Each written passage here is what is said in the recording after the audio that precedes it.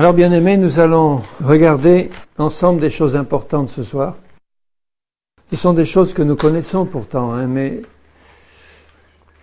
quand je les ai relues dans la parole de Dieu, elle est merveilleuse cette parole de Dieu parce que quand on la lit, il y a toujours des choses nouvelles qui ressortent, ou bien les choses qu'on avait reçues précédemment s'éclairent sous un jour nouveau, ou on reçoit quelque chose qui nous fortifie dans la foi.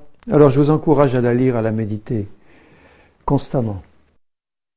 Et ce soir, je voudrais étudier un peu plus en profondeur avec vous ce qui est expliqué dans l'Épître aux Hébreux à propos du ministère actuel de Jésus.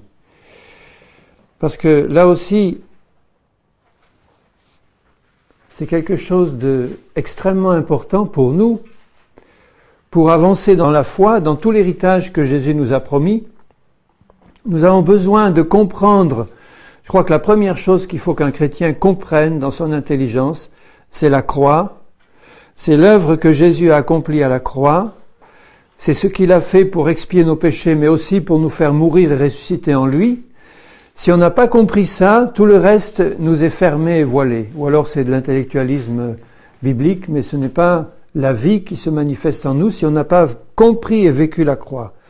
Mais après, il y a tout l'héritage que Jésus nous a acquis, il faut qu'il passe dans nos vies. Il faut que tout ce que Jésus a accompli pour nous, cette nouvelle naissance, cette mort à nous-mêmes, cette résurrection, cette vie de résurrection, puis tout l'héritage qui va avec la résurrection de Jésus, il faut que ça se manifeste dans nos vies, pleinement. Et pour ça, il faut que nous puissions comprendre, alors c'est presque la deuxième clé qui va nous ouvrir cet héritage, quel est le ministère actuel de Jésus dans les cieux, en notre faveur, pour nous faire entrer dans la plénitude de l'héritage. Donc il y a à la fois ce que Jésus a accompli à la croix et ce qu'il est en train d'accomplir aujourd'hui à la droite du Père en tant qu'intercesseur et souverain sacrificateur. Vous savez qu'un sacrificateur a essentiellement un ministère d'intercession. En fait, c'est un intermédiaire entre Dieu et les hommes. Il présente à la fois à Dieu des offrandes, principalement le sang des sacrifices, pour Jésus le sang de son propre sacrifice, le sien. Et puis il transmet de Dieu au peuple les choses que Dieu a en réserve, sa parole, sa loi, expliquer les choses de Dieu, les transmettre au peuple. Donc le rôle d'un sacrificateur est extrêmement important, il était important dans la loi, mais comme la loi a pour nous été abolie, été remplacée par une nouvelle alliance, il est extrêmement important qu'on puisse comprendre le rôle de Jésus en tant que souverain sacrificateur. Et c'est merveilleusement expliqué dans l'Épître aux Hébreux. Alors je relirai avant de commencer les versets 13 et 14 d'Hébreux 5, où l'auteur dit ceci: « Quiconque en est au lait n'a pas l'expérience de la parole de justice, car il est un enfant. Mais la nourriture solide est pour les hommes faits. Fait, c'est le même mot que parfait. Pour ceux dont le jugement est exercé par l'usage spirituel, à discerner ce qui est bien de ce qui est mal. C'est pourquoi, chapitre 6, verset 1, laissant les éléments de la parole de Christ, tendons à ce qui est parfait, sans poser de nouveau le fondement du renoncement aux œuvres mortes, de la foi en Dieu, de la doctrine des baptêmes, de l'imposition des mains, de la résurrection des morts et du jugement éternel. C'est ce que nous ferons ce soir, si Dieu le permet. Donc, vous voyez qu'il y a beaucoup de chrétiens qui n'ont pas encore dépassé le stade des fondements. Et c'est pas notre but ce soir de développer ces fondements. Mais si nous relisons ces fondements, nous avons là une liste de points, de doctrines et de faits qui doivent être compris, acceptés et pratiqués dans notre vie pour servir de fondement au reste qui va être bâti dessus. Et ce fondement, c'est le renoncement aux œuvres mortes, ça c'est la compréhension de la croix et de la foi en l'œuvre de Jésus à la croix, de la foi en Dieu, puisque tout l'héritage et tout ce que Dieu nous promet ne peut être reçu que par la foi, même la grâce de Dieu, il nous est dit que cette grâce nous est ouverte et nous est donnée par la foi. Ensuite, il y a la doctrine des baptêmes, le baptême d'eau, le baptême dans le Saint-Esprit, le baptême dans la mort de Jésus, l'imposition des mains et tout ce qu'elle signifie, et tout ce que Dieu tient en réserve pour nous par l'imposition des mains, la résurrection des morts et le jugement éternel. Ça, c'est les fondements qui sont indispensables pour comprendre et pouvoir bâtir ce que le Seigneur va rajouter sur ce fondement. Alors, on reviendra, si Dieu le permet, sur certains de ces points, mais ce soir, je voudrais passer à la nourriture solide, qui est le ministère et le rôle de Jésus dans la Nouvelle Alliance aujourd'hui.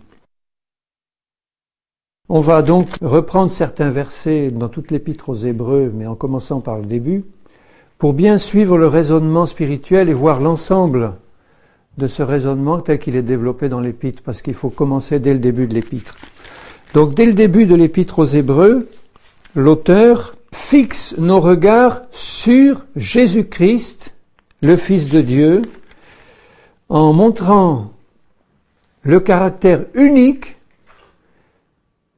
évidemment, de la nature et du ministère de Jésus-Christ, qui est au-delà et au-dessus et infiniment au-dessus du ministère des anges et du ministère de quiconque, notamment des prophètes et des envoyés de Dieu. Ils ont eu un ministère tous, Ésaïe, le grand prophète Ésaïe, ils ont eu des ministères fantastiques, mais comparé au ministère de Jésus-Christ, ce n'est pas comparable, hein.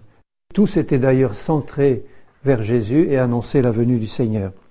Donc Dieu nous a parlé par les prophètes, par toutes sortes d'hommes qui sont venus de la part du Seigneur, mais dans les derniers temps, aujourd'hui, Dieu nous a parlé par son Fils. Donc le Seigneur veut que nous centrions nos regards sur la personne et l'œuvre de Jésus.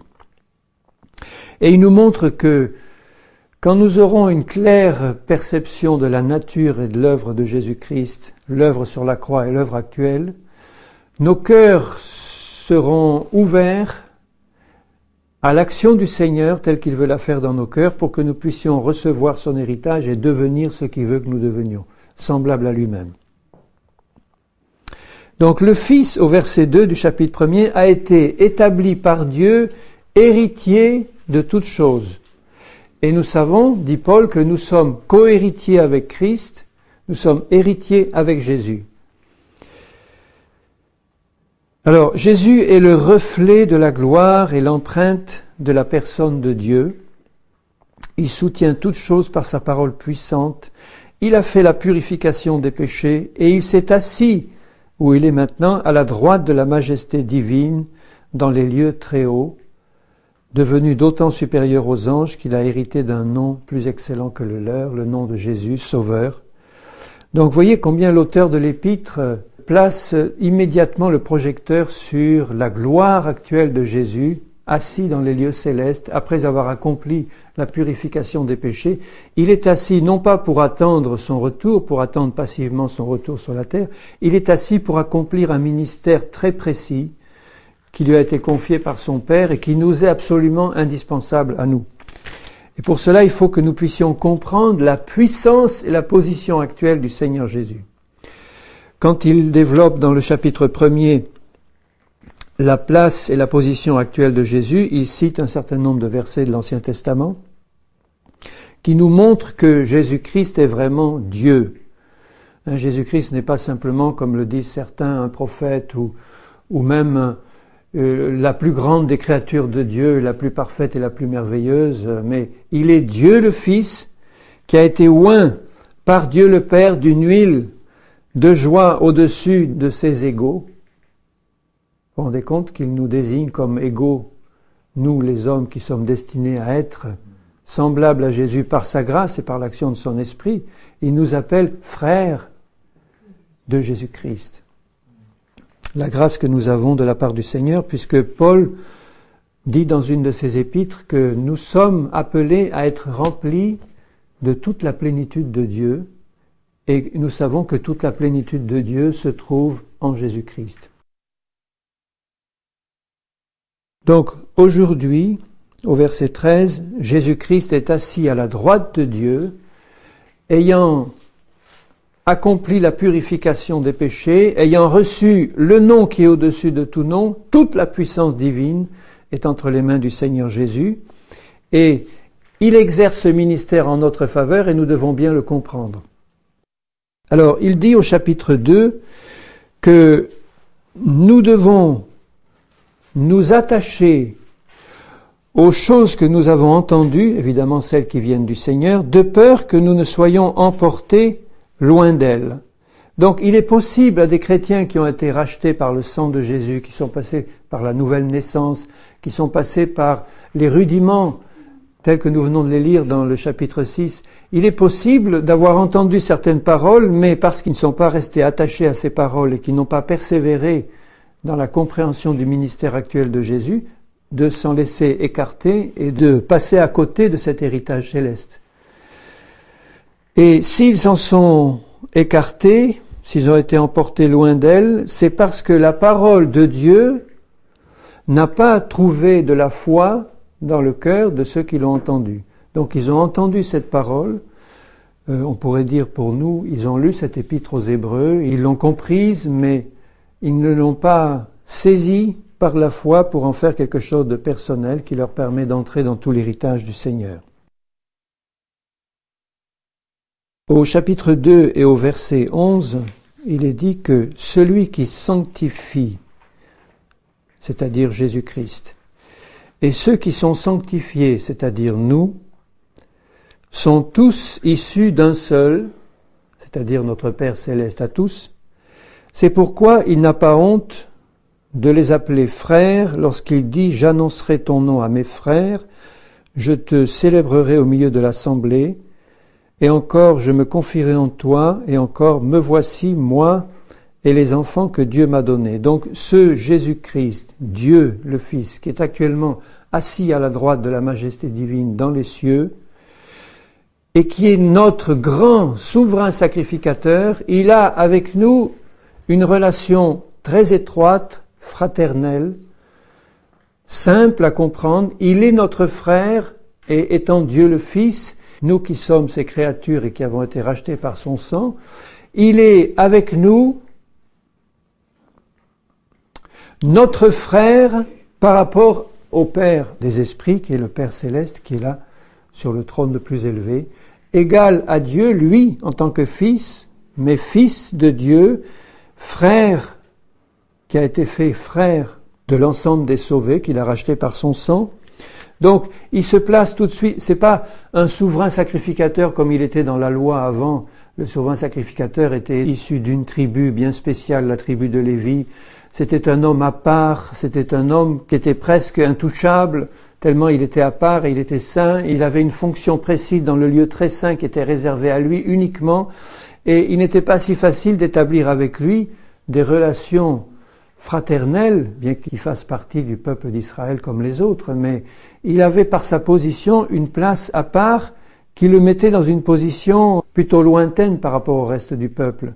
Alors que là, bien que Jésus soit Dieu le Fils et qu'il ait une position extrêmement la plus élevée dans les cieux, il nous appelle frères, parce que nous le sommes par la foi, et nous sommes dans une relation privilégiée et fraternelle avec lui qui nous permet de nous approcher de lui avec confiance pour être secourus dans tous nos besoins.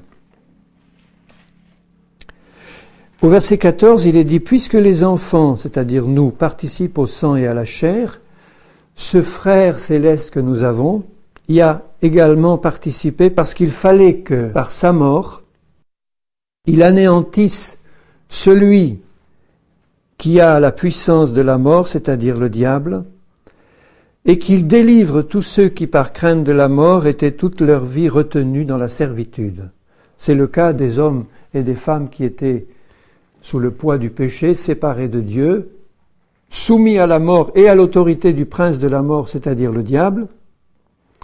Cette crainte de la mort rendait les hommes esclaves de Satan, et Jésus, par sa mort, est venu détruire, anéantir celui qui avait la puissance de la mort, c'est-à-dire le diable. Donc, nous, ses frères et nous, ses enfants, nous devons comprendre dans le premier pas de notre croissance spirituelle que par sa mort, Jésus nous a délivrés de la mort, il nous a délivrés du prince de la mort, il nous a délivrés de la crainte de la mort et de cette servitude de la mort qui pesait sur nous et qui pèse encore sur beaucoup de chrétiens. Vous savez qu'il y a beaucoup de chrétiens qui craignent la mort, qui paniquent à l'idée que la mort pourrait venir et qui ne sont pas du tout rassurés à l'idée que la mort pourrait les surprendre. Bon, ça veut dire qu'ils sont encore sous la crainte de la mort et qu'ils n'ont pas encore compris que par sa mort, Jésus les a délivrés et de la mort et de la crainte de la mort pour les libérer de cette servitude et pouvoir s'engager sur quelque chose de nouveau. Parce qu'on ne peut pas avancer dans la vie spirituelle tant qu'on a la crainte de la mort. On ne peut pas. Donc il faut vraiment comprendre que Jésus nous a délivrés de la mort. Il a même dit, celui qui croit en moi ne mourra jamais. Même s'il meurt, il ne mourra pas. Donc ça paraît contradictoire, mais pour moi ça veut dire simplement que la mort d'un chrétien, c'est un enlèvement, tout simplement. C'est ce qui se passe avec la résurrection en moins, mais c'est ce qui se passe lorsque l'enlèvement se produit et se produira. Nous serons changés en un instant, nous ne connaîtrons pas la mort et nous allons monter au ciel avec un corps glorifié. Un chrétien qui meurt actuellement, il monte au ciel dans un enlèvement spirituel sans son corps physique ressuscité, mais c'est exactement ça qui se passe. Il passe sans transition de cette terre aux cieux où son esprit est aspiré dans la gloire céleste et il se retrouve là-haut sans transition. Donc il a vaincu la mort, il ne peut pas connaître les affres et les angoisses de la mort et il attend là-haut la résurrection de son corps. Donc ce souverain sacrificateur, ce frère que nous avons dans les cieux, nous a libérés de cette servitude, de la crainte de la mort. Et pour cela, au verset 17, il a dû être rendu semblable en toutes choses à nous, ses frères, pour qu'il soit un souverain sacrificateur miséricordieux et fidèle dans le service de Dieu, pour faire l'expiation des péchés du peuple, car ayant été tenté lui-même dans ce qu'il a souffert, il peut secourir ceux qui sont tentés. Il a été tenté en toutes choses, sans jamais connaître de péché. Il a participé au sang et à la chair, ça veut dire non pas qu'il a reçu un corps identique au nôtre, avec l'héritage de péché dans son corps, mais Dieu lui a formé un corps semblable au nôtre, sans trace aucune de péché, pour qu'il puisse participer au sang et à la chair comme nous, être tenté en toutes choses, sans jamais commettre de péché, mais connaître, vivre de l'intérieur ce que c'est que vivre sur cette terre et vivre une situation d'être humain telle que nous pouvons la vivre. Ayant vaincu la tentation à la perfection, il peut connaître et voir ce que nous pouvons connaître et vivre étant tentés et nous secourir si nous lui faisons confiance.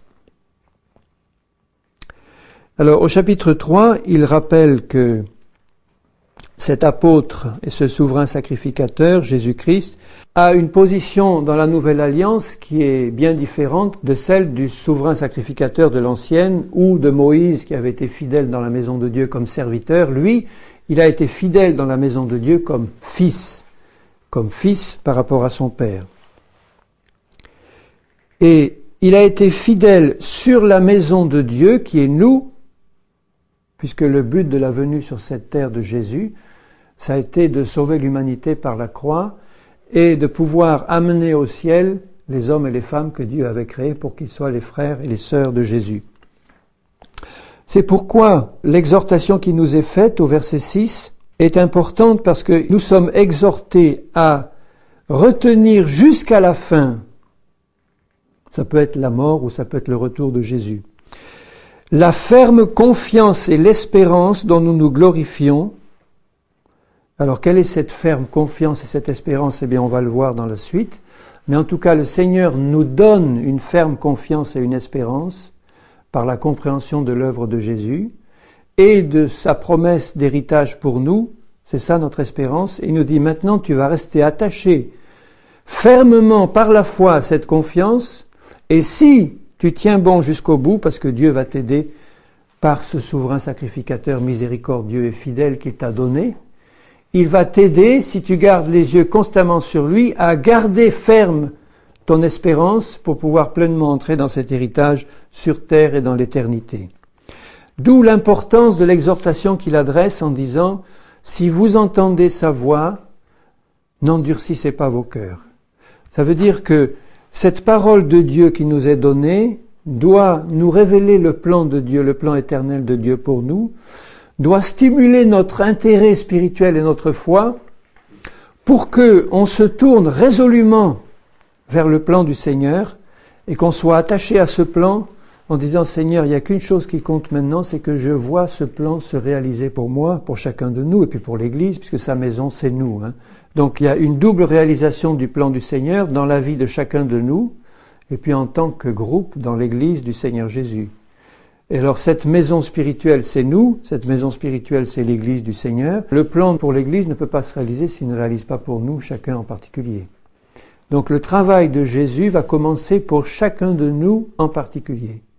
Il va ouvrir notre intelligence et notre cœur sur ce qu'il a fait et sur ce qu'il fait maintenant pour que nous puissions comprendre ce que nous devons faire pour arriver à recevoir cet héritage. Je te bénis parce que tu m'as donné quelqu'un qui est là pour m'aider, un frère divin qui s'appelle Jésus-Christ, qui a tout accompli, qui est venu sur cette terre, qui a été tenté en toutes choses, qui connaît ma condition humaine, qui est capable de m'aider. Donc je n'ai aucune raison de ne pas y arriver. La seule raison que j'aurai de ne pas y arriver, c'est d'endurcir mon cœur devant la parole de Dieu. Et si j'endurcis mon cœur en refusant d'écouter ce que tu me dis, je n'arriverai pas à recevoir ton héritage et je serai perdu tout simplement. Il ne s'agit pas simplement de dire « Seigneur, tu m'as fait naître de nouveau, tu m'as ouvert l'esprit à l'œuvre de la croix, tu m'as fait comprendre que je suis mort et ressuscité en toi ». Mais si j'en reste là, je risque de me voir reculer par rapport à la mission céleste si je n'arrive pas à faire passer dans ma vie concrète de tous les jours cet héritage céleste que Dieu m'a donné. Ou alors je vivrai sur deux plans, un plan spirituel où j'aurai tout compris intellectuellement, et puis un plan physique courant où j'aurai rien à mettre en pratique, où je vivrai comme un mécréant, où je vivrai de manière charnelle. C'est pas ça que Jésus veut. Jésus veut que ce qu'il est, nous le soyons ici-bas. Il veut que ce qu'il a fait, nous puissions le recevoir concrètement dans notre vie. Il veut que tout son héritage, je puisse le recevoir concrètement. En d'autres termes, que je sois vraiment changé dans toute ma vie, que mon intelligence soit ouverte au plan du Seigneur et que jour après jour, je progresse dans la manifestation de la pensée de Dieu pour moi. Donc il faut que mon cœur ne soit pas endurci vis-à-vis de la parole du Seigneur. Et au verset 13, il me montre que l'endurcissement vient par la séduction du péché. Le péché, c'est la désobéissance. Je suis au chapitre 3 là. Hein. Le péché, c'est la désobéissance par rapport à la parole de Dieu. Donc quand je lis, quand j'écoute, quand j'entends, quand je médite la parole de Dieu, mon cœur doit être constamment doux et ouvert à recevoir cette parole pour qu'elle me change et que j'en reçoive la révélation. Et la seule cause d'endurcissement de mon cœur, c'est la séduction du péché. Donc il faut que je règle ça devant le Seigneur en disant « Seigneur, tu m'as fait comprendre ». C'est pour ça que la révélation de la croix est essentielle, parce que c'est là que le problème du péché a été réglé, le problème de ma chair a été réglé. Et il faut à tout prix que j'ai compris par la révélation du Saint-Esprit ce que c'est que la mort et la résurrection en Jésus pour moi. Que à la croix, Jésus a fait mourir ma chair en lui et qui m'a donné une vie nouvelle par sa résurrection. Si je n'ai pas compris ça, ou si je l'ai compris intellectuellement, eh bien dans ma vie de tous les jours, il va y avoir des chutes causées par le péché, et je n'aurai pas la victoire sur le péché tant que je n'aurai pas compris ça dans mon cœur. La séduction du péché, parce que quand je chute pour pécher, je ne parle pas de ceux qui pêchent volontairement, je parle de ceux qui pêchent involontairement, constamment, toute la journée, qui marchent dans la chair, qui se laissent aller à la colère, à l'animosité, à l'impatience, à toutes ces choses qui viennent de la chair, à l'impureté, etc. Bon, ce sont des choses qui viennent d'une chair qui se manifeste encore dans ma vie parce que, eh bien, je n'ai pas encore vraiment compris ce que c'est que ma mort en Christ et ma résurrection en lui. Il faut à tout prix que je me place devant Dieu pour dire « Seigneur, j'ai besoin de méditer ça, j'ai besoin que tu ouvres mon intelligence et j'ai besoin surtout de prendre ça pour moi par la foi, pour me considérer comme mort parce qu'effectivement je le suis et je le sais. » Et il nous cite l'exemple des Hébreux dans le désert qui avaient reçu la parole, et puis leur cœur s'est endurci, et ils ne sont pas entrés dans l'alliance que Dieu avait prévue pour eux. Au verset 14, il dit « Nous sommes devenus participants de Christ, pourvu que nous retenions fermement jusqu'à la fin l'assurance que nous avions au commencement. » Le pourvu que montre qu'il est possible de ne pas y arriver. Aujourd'hui, si vous entendez sa voix, n'endurcissez pas vos cœurs comme lors de la révolte.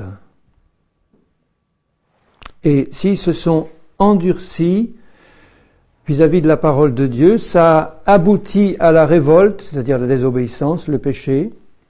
Et cette révolte et cette désobéissance a été causée, au chapitre 4, il leur dit, parce que la parole n'a pas trouvé de la foi chez ceux qui l'ont entendue, parce qu'ils étaient séduits par le péché, ils pensaient à autre chose qu'à Dieu et à comprendre sa parole. Ils préféraient aller se divertir et aller danser devant le veau d'or et s'amuser, manger, plutôt que de chercher Dieu et chercher sa parole. Donc, ils ont montré par leur comportement que les paroles de Dieu ne les intéressaient pas vraiment. La parole n'a pas trouvé de la foi dans le cœur chez ceux qui l'entendirent. Donc, c'est un avertissement que Dieu nous adresse à nous. Quand nous entendons ou quand nous lisons ces merveilleuses révélations de Dieu sur l'œuvre de Jésus à la croix, sur ce qu'il a fait, qui nous dit que Dieu le Père nous a placés, nous a mis en Jésus, pour nous faire mourir dans notre vieille nature, pour nous ressusciter en lui. Ce sont des réalités fantastiques spirituellement, quand elles sont reçues dans un cœur ouvert qui croit.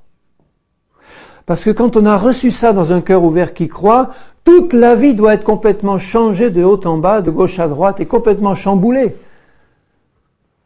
Vous vous rendez compte? Dieu dit. Si Dieu dit, ça vaut la peine de s'intéresser à ce qu'il dit pour dire « Seigneur, tu le dis, je le dis donc aussi. » Non pas par ma bouche, mais par mon cœur. Tu me dis qu'en Christ, je suis mort, que le corps du péché a été détruit. Seigneur, je le dis avec toi, je le confesse avec toi, je le dis comme tu le dis, Seigneur. Ah oui, mais regarde, tu viens de te mettre en colère, donc ça sert à rien tes belles paroles. Ça, c'est une parole du diable qui arrive en disant, tu vois comme tu viens, regarde ce que tu viens de faire. Eh bien, si vraiment je suis honnête, je me tourne devant le Seigneur, je dis, Seigneur, je confesse ma chute. Je t'en demande pardon. Je demande pardon à mon frère ou à ma sœur, à ceux que j'ai offensés par mon péché. Mais Seigneur, je me replace devant toi parce que je veux que ce problème soit réglé. Je veux que l'esclavage du péché soit éliminé de ma vie. C'est terminé, Seigneur. Tant que je serai esclave d'un péché quelconque, c'est que l'œuvre de la croix n'a pas été vraiment comprise ou reçue. Ça, il faut que je me place devant le Seigneur pour comprendre ça. Et le Seigneur, qui est un souverain sacrificateur, qui sait ce qu'il a accompli à la croix, il va m'aider à le comprendre. Parce qu'il voit que je suis sérieux ou sérieuse et que je veux comprendre ça pour y marcher. Donc ça demande une attitude sérieuse vis-à-vis de la parole. Il ne s'agit pas de dire simplement « Oh, c'est merveilleux, oui, bon, et puis on retourne à nos affaires ». Il s'agit de dire c'est quelque chose de capital, Dieu l'a dit, ce n'est même pas une promesse, c'est la révélation d'un fait spirituel qui s'est déjà passé. Ma mort et ma résurrection en Jésus. C'est quelque chose qui s'est déjà passé pour Dieu. Tout a été accompli. Donc il est important que je le dise, que je le croie, que je le confesse, que je le sache dans mon cœur. Et que j'arrête de croire à autre chose que ça. Et tant que je n'aurai pas cette attitude de foi vis-à-vis de la parole, je ne pourrai pas prétendre entrer dans le repos de Dieu. Le repos du sabbat, c'est simplement le fait que parce qu'on a cru à ce que Dieu a dit, on l'a compris spirituellement, on a reçu cette révélation et on l'a prise par la foi, on entre dans le repos du sabbat de la foi, c'est-à-dire qu'on entre dans une attitude de repos paisible parce que nous savons que ça a été accompli par Jésus. Ça a été accompli par Jésus, il nous a fait cette grâce et nous avons eu par la foi accès à cette grâce. Même la grâce de Dieu est soumise à notre foi. Je veux dire que la grâce n'est pas quelque chose qui nous tombe dessus comme ça sans qu'on ait une attitude de foi quelconque. Bien sûr, Dieu peut nous faire des grâces. Je dis des grâces sans que nous y croyions. Mais la grâce de Dieu, c'est-à-dire la révélation de l'œuvre de Jésus, nous est donné par sa parole et nous entrons dans cette grâce par la foi que Dieu nous donne aussi quand nous avons un cœur ouvert. Quand nous avons un cœur ouvert à sa parole, qu'on ne la conteste absolument pas. Seigneur, c'est écrit, la Bible est la parole unique de Dieu, il n'y en a pas d'autre, ni tradition, ni œuvre quelconque de saints ou d'érudits ou d'auteurs chrétiens, ce n'est pas la parole du Seigneur. Seigneur, c'est ta parole, non pas les interprétations théologiques d'un tel ou d'une telle, c'est ta parole, et c'est ton Esprit Saint qui me l'explique et qui me la révèle. Donc tout ce qui est écrit dans ta parole vient de ton cœur pour moi, et Seigneur, j'y attache de l'importance. Tout ce que tu dis dans ta parole, c'est pour moi, Seigneur. Et quand j'ai cette attitude-là, mais je suis vraiment dans le repos, rien ne peut me troubler, ni la vie des uns ou des autres, ni les paroles que Satan vient me susurrer pour me détourner. Je dis non, mon cœur est ancré dans la parole du Seigneur. C'est elle qui a le dernier mot. Je me confie en toi, Jésus, et en toi, Saint-Esprit, pour me conduire dans toute la vérité. Eh bien, Seigneur, c'est ça, le rocher de ma vie, c'est ça. Je suis dans le repos de la foi. Donc, il est réservé à quelques-uns d'entrer dans ce repos. À nous, bien-aimés, il nous est réservé. Et il dit au verset 11 du chapitre 4, « Efforçons-nous d'entrer dans ce repos. » Vous voyez que ça demande de l'effort de notre part. Quand il dit « Efforçons-nous d'entrer dans le repos », ça paraît un peu paradoxal de nous efforcer d'entrer dans le repos. Comment est-ce qu'on peut faire un effort pour entrer dans le repos? Mais c'est ça, s'efforcer d'entrer dans le repos, ça veut dire tout faire pour comprendre la parole, la méditer, parce que c'est elle qui me donne la foi. Ça veut dire que je dois passer du temps devant Dieu à méditer sa parole. Je dois passer du temps devant le Seigneur à méditer la Bible et sa parole. Si je passe pas du temps à méditer la Bible dans la prière, jamais je vais entrer dans la parole de Dieu. Il s'agit même pas d'entendre un message ou deux de temps à autre, ou de se nourrir de cassettes une fois par semaine. Non, c'est pas ça du tout. C'est prendre le temps nous-mêmes de méditer cette parole et de méditer notamment ce que Jésus a accompli pour nous, ce qu'il dit qu'il a fait pour nous, ce qu'il a fait de nous en lui. Et à mesure que nous méditons cette parole avec un cœur assoiffé de vérité, la foi grandit et nous nous approprions ces choses, elles deviennent naturelles pour nous. On les comprend dans le cœur et on entre dans le repos. Et ça demande de l'effort sur notre chair qui voudrait faire autre chose que ça. La chair n'a que faire des choses de Dieu. La chair est préoccupée uniquement des choses du monde. Elle ne peut même pas s'intéresser aux choses de Dieu, sinon de manière superficielle et charnelle ou religieuse. Donc il va falloir faire un effort dans le sens où je dois comprendre l'intérêt spirituel pour moi de méditer la parole de Dieu et m'imposer, si je sens que la chair tire dans l'autre sens, m'imposer la discipline. En fait, je dois le faire avec joie et naturellement, de méditer cette parole chaque jour, chaque nuit, jour et nuit. Mais pas dans un esprit d'intellectualisme, hein, dans un esprit ouvert pour qu'elle rentre dans mon cœur, pour qu'elle produise la foi. Et c'est pour ça que il la compare à une épée, hein, tranchante, qui sépare tout ce qui est âme et esprit, tout ce qui est de la chair et tout ce qui est spirituel. C'est l'œuvre unique de la parole, éclairée par le Saint-Esprit. Donc je vous exhorte, bien-aimés, à passer du temps à méditer cette parole et à prier dessus. C'est-à-dire que quand vous voyez un verset qui vous explique ce que Jésus a fait et que vous sentez votre intelligence spirituelle commencer à s'ouvrir, priez immédiatement en disant « Seigneur, que ton esprit me fasse pénétrer plus loin dans cette vérité-là. Je veux vraiment la comprendre sous tous ses aspects et puis la recevoir dans mon cœur, qu'elle produise du fruit. » Et il dit au verset 14 « Puisque nous avons un grand souverain sacrificateur qui a traversé les cieux, Jésus, demeurons fermes dans la foi que nous professons. » Il dit, tu peux demeurer, rester ferme dans la foi que tu professes, parce que tu sais que tu as, à la droite du Père, quelqu'un qui t'aide et qui intercède constamment pour toi. Jésus. Jésus qui a, dans son amour pour toi, le plus grand intérêt spirituel à ce que tu réussisses. C'est par amour qu'il cherche à te voir réussir et à entrer dans ses plans. Donc il est là à intercéder auprès du Père pour toi personnellement, pas pour l'Église vaguement comme ça. Mais il a la capacité, le Seigneur, parce qu'il est infini dans sa capacité, de pouvoir comprendre dans le détail la vie de chacun de nous, même si nous étions des milliards de chrétiens nés de nouveau, ce qui n'est pas le cas, mais enfin, il a la capacité de tout suivre en détail. Donc de pouvoir présenter au Père en même temps une prière d'intercession qui va te concerner personnellement. Et c'est pour ça que ça doit stimuler ma foi.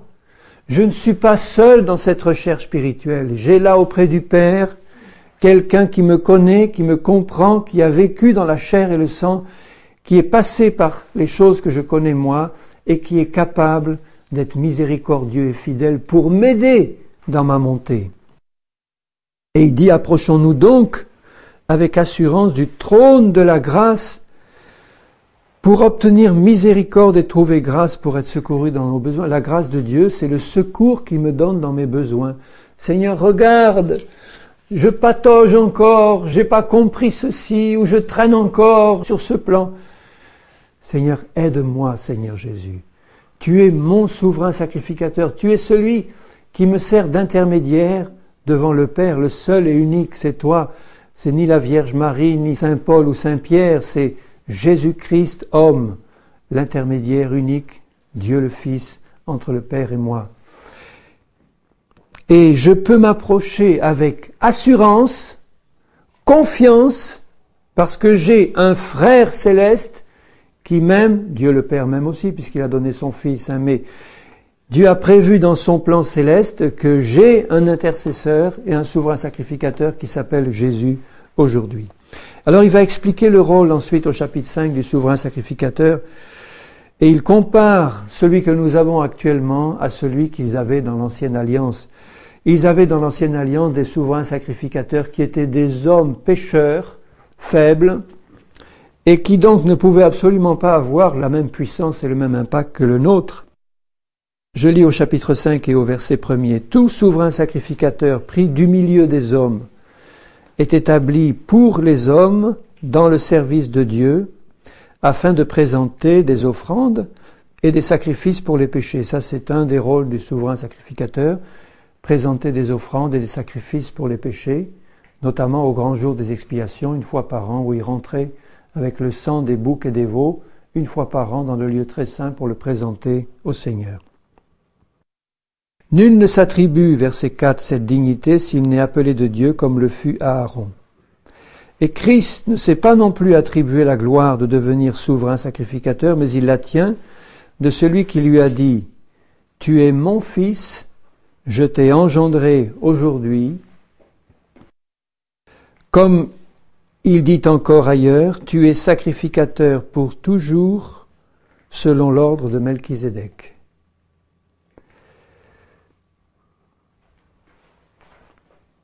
Donc Dieu le Père a fait cette déclaration à son Fils, tu es sacrificateur pour toujours, donc il a un ministère éternel, selon l'ordre de Melchizedek. Dans l'Ancien Testament, il n'est pas dit exactement ceci, enfin c'est quelque chose qui se rapproche, mais c'est pas tout à fait le même mot. Il est dit, tu es sacrificateur pour toujours, à la manière de Melchizedek, selon l'ordre de Melchizedek. Nous savons qui était Melchizedek. C'était le roi de Salem. Et quand Abraham revenait de la victoire sur les rois, ce Melchizedek qui était roi de Salem, Jérusalem, est venu à la rencontre d'Abraham, il l'a béni, il était sacrificateur du Dieu très haut, et Abraham lui a donné la dîme de tout. C'est le psaume 110, au verset 4.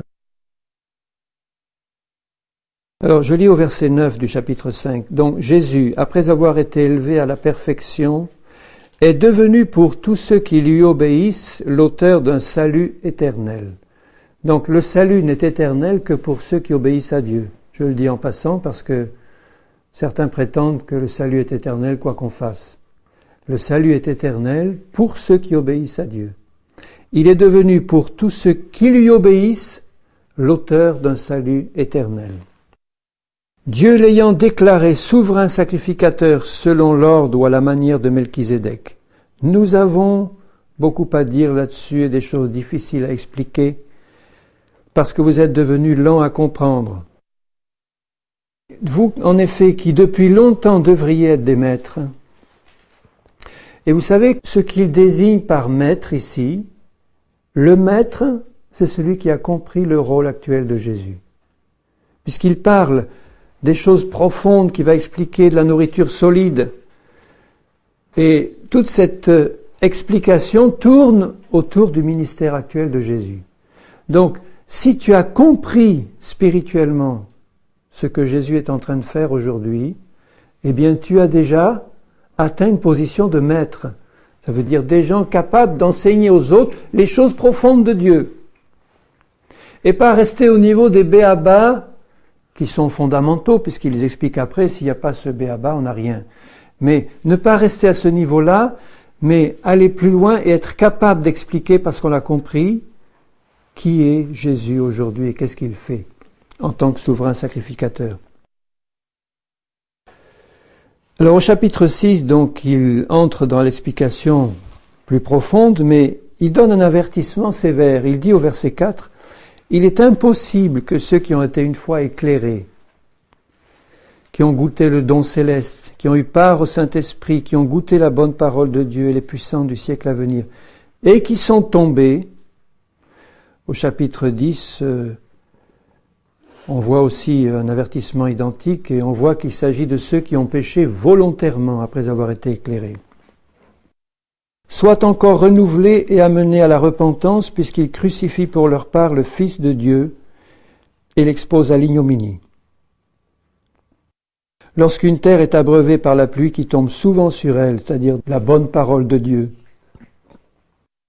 et qu'elle produit une herbe utile à ceux pour qui elle est cultivée, elle participe à la bénédiction de Dieu. Mais si elle produit des épines et des chardons, elle est réprouvée et près d'être maudite, et on finit par y mettre le feu.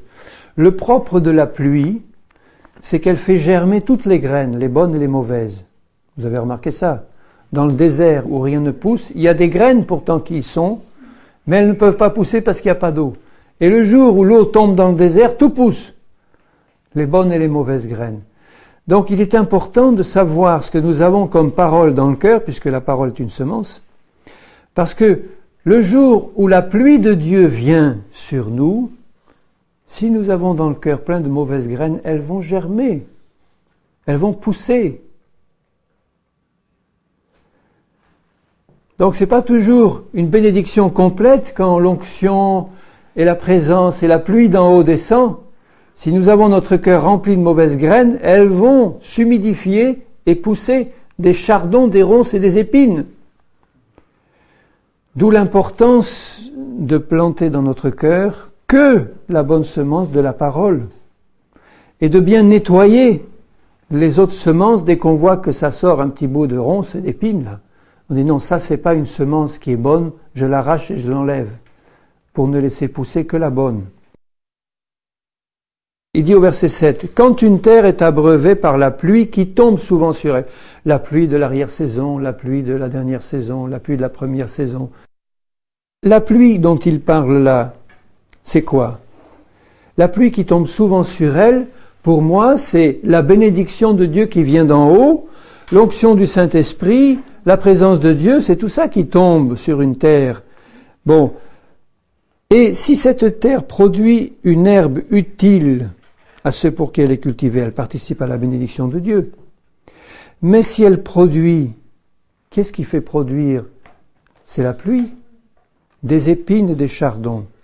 Elle est réprouvée et près d'être maudite et on finit par y mettre le feu. Donc c'est sûr que c'est déjà pas bien d'avoir une terre qui est pleine de mauvaises semences, mais si ces semences ne sont pas germées, on peut dire, bon, elles sont là, mais elles se développent pas. Tandis que si c'est humidifié, la semence va pousser. Et comme dans la parabole du semeur, il est bien dit que le semeur sème, mais si c'est plein de ronces et d'épines, elles vont étouffer la parole. Or, pour que des semences croissent, il faut de la pluie. Donc, l'onction et la présence de Dieu, faut faire attention parce que si il y a là dans l'assistance des gens qui ont un cœur rempli de mauvaises graines, l'onction et la présence de Dieu va faire pousser les mauvaises graines comme les bonnes. Et ça sera un jugement de Dieu.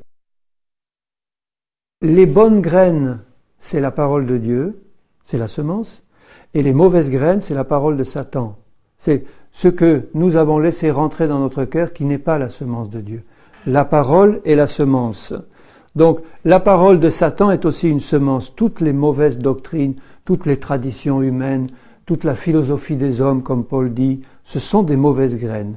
Donc, si ces mauvaises graines, nous les plantons dans notre cœur, et en même temps les bonnes graines de la vraie parole de Dieu, c'est extrêmement dangereux comme situation, parce que le jour où l'onction, la présence de Dieu, va faire germer tout cela, les mauvaises vont se développer aussi, c'est-à-dire les mauvaises paroles qu'on a laissées rentrer dans notre cœur et qui ne viennent pas de la parole de Dieu. Et à ce moment-là, ça va étouffer la bonne semence qui est la parole de Dieu. Si quelqu'un a un cœur honnête et bon, ça veut dire qu'il aura nettoyé son terrain, donc c'est un cœur où il n'y a pas de pierres, de ronces et d'épines. Ça a été nettoyé. Ça a été nettoyé, non pas parce que on est des surhommes et des meilleurs que les autres, mais simplement parce qu'on avait un cœur désireux de ne rien voir d'autre dans notre vie que la parole du Seigneur poussée. Donc si j'ai ce désir dans mon cœur, je dis Seigneur, tu connais mon cœur et tu sais que dans mon cœur il n'y a que le désir de voir ta parole produire du fruit et rien, aucune autre. Donc tu vas me montrer si les mauvaises poussent, d'ailleurs je vais le voir rapidement. Une petite inspection sur mon champ, ça va vite se faire, à la lumière de la parole de Dieu. Je vais voir s'il y a des ronces et des épines, et quelle va être ma réaction immédiate. C'est de les arracher, j'en veux pas. Tandis que celui qui, comme Jésus le dit, se laisse prendre par les soucis du monde, l'attrait des richesses et des choses de ce monde, eh bien, il va pas se soucier du tout d'enlever de son cœur les mauvaises ronces et les mauvaises épines. Elles vont étouffer la bonne parole. Et à ce moment-là, la terre sera maudite et on finit par y mettre le feu. Le jour où le Seigneur fait descendre son onction, je sais que tout va germer. Et si dans mon cœur il n'y a pas la parole de Dieu, c'est la malédiction qui vient sous forme de jugement. On peut prendre un autre exemple aussi. Prenez l'exemple d'un bloc d'or informe, une pépite qu'on extrait du sol. Bon, si vous voulez en faire quelque chose de sérieux, il faut la faire fondre au feu. Mais une fois fondue au feu, ça ne suffit pas. Il faut la mettre dans un moule après. Et l'onction, c'est un peu comme le feu qui descend et qui fait tout fondre. Donc, si ça fait fondre et que c'est pas mis dans le moule de la parole de Dieu, ça va se mouler dans n'importe quoi. Et au lieu d'avoir un beau bijou moulé, bien cet or sera perdu, il sera moulé dans des moules infâmes pour produire des idoles, des veaux d'or. Tu vois? C'est la même image. Donc il est extrêmement important d'associer l'onction du Saint-Esprit à la prédication de la vérité de la parole. Si les deux n'y sont pas, c'est la mort qui s'ensuit. Et la mort rapide, puisque là, ça se développe à toute allure. Le Seigneur nous demande d'attacher l'importance prioritaire à sa parole. Sa parole, évidemment, est l'onction de l'Esprit qui nous l'explique. Il dit au verset 9, « Quoique nous parlions ainsi, après les avoir avertis, nous attendons pour ce qui vous concerne des choses meilleures et favorables au salut. » Il lance un avertissement, mais il leur dit, « Bon, maintenant, ce que nous attendons, nous, qui nous attachons au Seigneur, c'est ce qu'il y a de meilleur. Hein. » Et il dit au verset 11, « Nous désirons que chacun de vous montre le même zèle pour conserver jusqu'à la fin une pleine espérance, pour que vous ne vous relâchiez point et que vous imitiez ceux qui par la foi et la persévérance héritent des promesses. » Donc nous recevons la parole de Dieu avec un cœur honnête et bon, et nous avons besoin de foi et de persévérance pour hériter de la promesse. Et il cite l'exemple d'Abraham qui a persévéré, qui a hérité les promesses. Alors pour nous, au verset 17, Dieu voulant montrer avec plus d'évidence aux héritiers de la promesse, c'est nous, l'immutabilité de sa résolution. Ça veut dire que de la part de Dieu, son oui et amen. Il n'y a rien qui doit empêcher Dieu de faire ce qu'il veut faire, sinon notre désobéissance et notre cœur mauvais. Autrement, Dieu de son côté s'est engagé par serment à accomplir sa promesse. Donc Dieu intervient par un serment afin que par deux choses immuables, c'est-à-dire la parole et le serment, dans lesquelles il est impossible que Dieu mente, nous trouvions un puissant encouragement. Nous, dont le seul refuge a été de saisir l'espérance qui nous était proposée, et qui va expliquer un peu plus loin. Notre refuge, c'est de saisir l'espérance qui nous est proposée. Cette espérance, elle vient d'où? Elle vient de la parole de Dieu qui nous révèle son plan pour nous, qui nous explique ce que Jésus a fait, ce qu'il est en train de faire, ce qu'il veut faire dans notre vie. Donc ça, c'est ce que la parole nous révèle. Cette parole produit en nous une espérance. Il dit, Seigneur, ça, je le veux pour moi. Et cette espérance, au verset 19, il dit, nous la possédons comme une ancre de l'âme, sûre et solide. Cette ancre pénètre au-delà du voile, c'est-à-dire où? Dans le lieu très saint, là où Jésus est entré pour nous, comme précurseur, le premier de la longue file de ceux qui doivent entrer à sa suite. Elle pénètre au-delà du voile, là où Jésus est entré pour nous comme précurseur, ayant été fait souverain sacrificateur pour toujours, selon l'ordre de Melchizedek. Il revient comme un leitmotiv à cette révélation de Jésus souverain sacrificateur. Jésus a pénétré au-delà du voile, dans le lieu très saint du ciel, où il est maintenant comme souverain sacrificateur pour nous, c'est-à-dire celui qui intercède pour nous pour qu'on y arrive. Dieu nous révèle son plan par sa parole. Nous recevons sa parole avec un cœur honnête et bon. Elle produit en nous une espérance, mais cette espérance est ancrée dans le lieu très saint où se trouve Jésus, qui intercède pour nous. Et là, c'est une ancre sûre et solide. Cette ancre, c'est l'espérance qui est ancrée à Jésus qui se trouve là dans le lieu très saint. Et il explique encore pourquoi ce Melchizedek vient ici. Et là, c'est quelque chose qui doit encore plus nous donner de l'espérance et de la foi. Au chapitre 7, il dit « Ce Melchizedek, roi de Salem, sacrificateur du Dieu très haut, qui alla au-devant d'Abraham alors qu'il revenait de la défaite des rois, qui le bénit, et à qui Abraham donna la dîme de tout, et qui est d'abord roi de justice, Melchizedek, c'est son nom, en hébreu ça veut dire roi de justice, et ensuite roi de Salem, c'est-à-dire roi de paix, qui est sans père, sans mère, sans généalogie, qui n'a ni commencement de jour ni fin de vie, mais qui est rendu semblable au Fils de Dieu. » Donc il ne dit pas que Melchizedek est Jésus. Quelquefois j'ai entendu l'interprétation qui disait que Melchizedek c'était Jésus venu sur terre. C'est faux. Mais ce Melchizedek est rendu semblable au Fils de Dieu. Donc s'il est semblable au Fils de Dieu, c'est qu'il n'est pas le Fils de Dieu. Ce Melchizedek, il demeure pourtant au présent, sacrificateur à perpétuité. Donc vous avez, dans l'ordre de Melchizedek, vous avez Melchizedek qui est actuellement sacrificateur à perpétuité, et Jésus, souverain sacrificateur, selon l'ordre de Melchizedek, qu'il est aussi à perpétuité. Alors, qui est ce Melchizedek, s'il n'est pas Jésus? Dites-moi. Le Saint-Esprit. Melchizedek est le Saint-Esprit venu sur terre sous forme humaine et qui va s'associer avec Jésus dans l'œuvre de la révélation du salut et de la bénédiction. Pour être sacrificateur, il faut être médiateur entre Dieu et nous.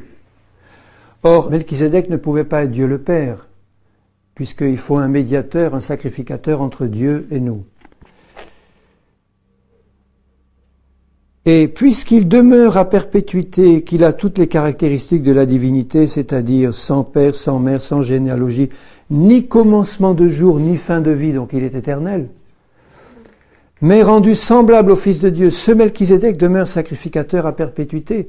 Donc il y a là un ministère extraordinaire du Saint-Esprit en tant que sacrificateur et intercesseur lui aussi. Alors je rapproche ça de Romains 8, où il y a un passage aussi qui confirme ce qui est expliqué ici. Dans Romains 8, il est dit au verset 26, « De même aussi l'Esprit nous aide dans notre faiblesse, car nous ne savons pas ce qui nous convient de demander dans nos prières. Mais l'Esprit lui-même intercède par des soupirs inexprimables. » Un rôle d'intercesseur donné au Saint-Esprit. « Et celui qui sonde les cœurs connaît quelle est la pensée de l'Esprit, Dieu, parce que c'est selon Dieu qu'il intercède en faveur des saints. » Donc on voit le rôle merveilleux du Saint-Esprit qui nous conduit dans toute la vérité, qui est Jésus, qui a été donné par Jésus, le Saint-Esprit répandu, pour révéler les choses de Jésus, révéler la parole, et nous amener au Père par Jésus-Christ.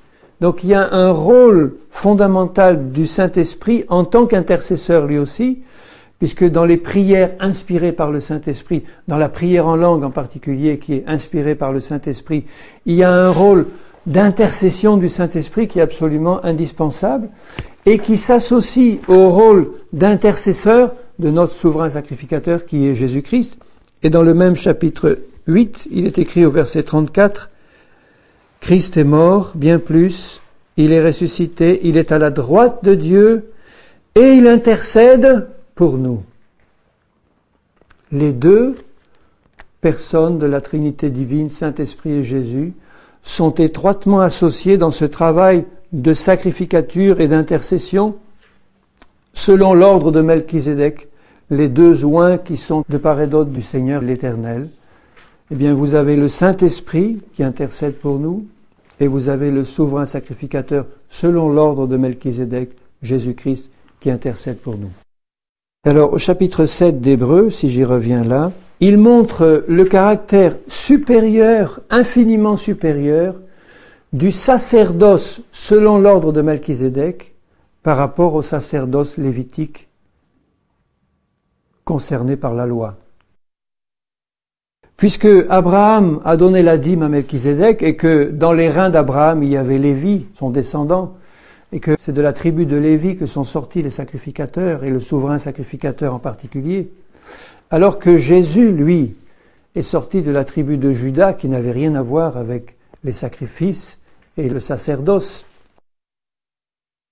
Il dit au verset 11, « Si la perfection avait été possible par le sacerdoce lévitique, c'est-à-dire par la sacrificature de la loi de l'Ancienne Alliance, car c'est sur ce sacerdoce que repose la loi donnée au peuple, qu'était-il encore besoin qu'il parût un autre sacrificateur selon l'ordre de Melchizedek et non selon l'ordre d'Aaron? » Il veut montrer que la loi qui s'appuyait sur le sacerdoce lévitique de la tribu de Lévi n'a amené personne à la perfection, a été incapable, parce que la chair la rendait sans force, de régler le problème du péché. Donc tout le système de la loi et du sacerdoce lévitique a dû être annulé parce qu'il avait été donné simplement pour un temps d'attente. Il a dû être annulé, aboli et remplacé par un nouveau sacerdoce, celui de l'ordre de Melchizedek, qui est fondé sur une alliance nouvelle, fondée sur le sang de Jésus-Christ, et non pas le sang des veaux et des boucs. Il dit là, au verset 15, « Cela devient plus évident encore quand il apparaît un autre sacrificateur à la ressemblance de Melchizedek. » Vous voyez, c'est pas lui, c'est un autre, c'est Jésus. « Institué non d'après la loi d'une ordonnance charnelle, mais selon la puissance d'une vie impérissable. » Vous voyez que Dieu lui-même parle de sa loi de l'Ancien Testament comme une loi charnelle. Elle est charnelle non pas dans le sens que on pourrait dire un homme charnel ou une femme charnelle, pas du tout. C'est que la loi ancienne était quelque chose d'extérieur. C'était des ordonnances qu'il fallait observer extérieurement. Il fallait aller dans un temple donné pour accomplir certains rites, certaines fêtes, offrir des sacrifices d'animaux qui couvraient le péché mais qui n'éliminaient pas le péché, qui ne changeaient pas la conscience. Donc c'était quelque chose de charnel parce que ça s'adressait à la chair. C'était extérieur. Alors que la nouvelle alliance est quelque chose d'intérieur et de spirituel. Elle est fondée sur le sang de Jésus, qui est infiniment plus puissant que le sang des boucs et des veaux, et elle est fondée sur un sacerdoce qui est éternel, celui de Melchizedek, et celui de Jésus selon l'ordre de Melchizedek, et sur le sang éternel de la nouvelle alliance. Et c'est seulement ce sacerdoce-là qui est capable d'amener toute chose à la perfection, de nous sanctifier complètement, de nous justifier parfaitement et de nous amener une fois pour toutes à la perfection en Jésus-Christ. Il y a, verset 18, abolition d'une ordonnance antérieure. Alors je veux en particulier reciter le problème qui me paraît extrêmement grave de la résurgence des pratiques judaïques dans l'Église ou de l'existence de tout un corps de juifs messianiques, de chrétiens qui étaient juifs et qui sont convertis et qui gardent dans leur culte, dans leur façon de penser, dans leurs pratiques, toute une série d'ordonnances de la loi ou de pratiques qui, selon eux, sont symboliques et qui représentent des choses de la Nouvelle Alliance, mais qui gardent quand même les pratiques de la loi, le sabbat, les fêtes religieuses juives, etc., et tant d'autres pratiques, alors qu'il nous est dit là que l'ancienne loi, toute l'ancienne loi a été entièrement abolie pour qu'on passe à une nouvelle. Donc il y a vraiment une compréhension spirituelle qui doit se faire en nous pour qu'on ne puisse plus rien garder de l'ancienne loi et qu'on doit faire ce que Dieu nous dit, c'est-à-dire abolition complète. Maintenant tu es passé de quelque chose d'extérieur à quelque chose d'intérieur. La loi antérieure avait été gravée sur des tables de pierre et donnée par Moïse au peuple, alors que la loi dans l'Alliance nouvelle, elle est inscrite par Dieu dans les tables de notre cœur, c'est-à-dire de notre esprit, pour que ce soit le Saint-Esprit qui nous enseigne lui-même de l'intérieur et qui nous fasse vivre dans l'esprit de la loi et non pas dans la lettre, comme ce qui était dans l'Ancienne Alliance le faisait. Donc c'est un changement radical, un changement complet. Un juif qui se convertit, je le répète, ne peut plus être juif, il devient chrétien, membre de la Nouvelle Alliance. Un païen qui se convertit n'a plus rien à voir avec sa vie passée. Cela n'enlève rien aux alliances de Dieu avec Israël, à l'amour de Dieu pour Israël, à l'amour que nous devons porter pour Israël et au soutien que nous devons accorder au peuple d'Israël, notamment dans la prière et l'intercession pour que ses yeux s'ouvrent à Jésus le Messie et à la Nouvelle Alliance dans le sang du Messie, qui est tellement plus grande et plus merveilleuse que l'ancienne.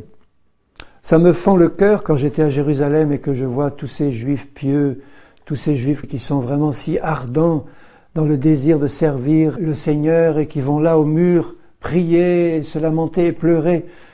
J'étais un soir vers minuit ou 1h du matin au mur, qu'on dit des lamentations. Il y avait presque personne.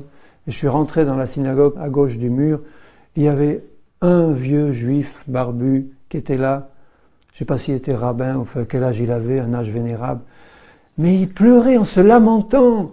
Il hurlait. On l'aurait entendu s'il avait été dehors à l'autre bout de Jérusalem. Il hurlait des lamentations devant le mur. Il pleurait de tout son cœur devant son temple détruit, devant tout ce qui ça représentait pour lui, le temple de Jérusalem et le culte hébraïque détruit. Et je me disais dans mon cœur, mais s'il savait que le Messie est déjà venu, qu'on est passé à une nouvelle alliance, que maintenant les tables sont inscrites dans nos cœurs, que la maison, ce n'est plus cette maison faite de main d'homme dans laquelle Dieu était venu habiter un temps dans le lieu très saint, mais que c'est nous qu'il habite en permanence dans le lieu très saint de notre esprit, et que nous avons un souverain sacrificateur qui est éternel. S'il savait. Prions pour ça, bien-aimés, pour qu'Israël, le peuple du Seigneur sur cette terre, comprenne. Vous savez que les Juifs orthodoxes ont du mépris pour les Juifs messianiques qui essayent de conserver leur tradition ou une partie de leur tradition juive Et ils leur disent ouvertement, c'est du christianisme au rabais que vous nous présentez. Parce que vous essayez de mélanger encore quelque chose qui n'est plus la vraie foi juive. Vous n'êtes plus juif. Pour un juif orthodoxe, un juif qui se convertit ne peut plus être juif. Alors que les juifs convertis essayent de garder une partie de leur judaïcité. Pour les juifs orthodoxes, ils ne sont plus juifs, mais comme ils essayent de garder une partie de l'apparence du judaïsme, eh bien, ils disent, vous nous présentez un christianisme au rabais. J'ai lu ça dans le Jérusalem Post, dans un article sur les juifs messianiques. Donc ça devrait vraiment leur ouvrir les yeux pour leur montrer que c'est pas la bonne manière de faire vis-à-vis des juifs. Je ne parle pas du fait, par exemple, de se faire juif, si on est un ancien juif au milieu des juifs, par amitié fraternelle ou pour essayer d'en gagner quelques-uns, ou participer à une fête juive avec des familles ou des amis pour pouvoir en gagner quelques-uns à Christ. C'est pas ça du tout. C'est le fait d'intégrer dans le culte chrétien qui doit être fait en esprit et en vérité des éléments de la loi ancienne qui ont été abolis et qui font que le Saint-Esprit est attristé et le Saint-Esprit se retire. Aujourd'hui même, j'ai reçu une lettre de quelqu'un qui disait, eh bien, parce que j'ai vraiment de l'amour pour les Juifs dans mon cœur, je suis allé dans une église messianique juive, assister à un culte et j'ai été extrêmement déçu parce que la vie n'y était pas. Pourquoi la vie n'y était pas? Parce qu'il y avait beaucoup de belles cérémonies juives, des danses davidiques, des chants juifs, mais le fait d'avoir conservé une apparence de loi et un système qui ressemble à la loi ancienne fait que le Saint-Esprit n'était pas là, attristé. Ils n'ont pas compris que ça avait été aboli. Il y a abolition d'une ordonnance antérieure à cause de son impuissance et de son inutilité. Au verset 19, la loi n'a rien amené à la perfection. Et introduction d'une meilleure espérance par laquelle nous nous approchons de Dieu. Et il dit bien au verset 22, à cause de cela, parce qu'il est sacrificateur pour toujours selon l'ordre de Melchizedek, le Saint-Esprit, Jésus est le garant d'une alliance plus excellente.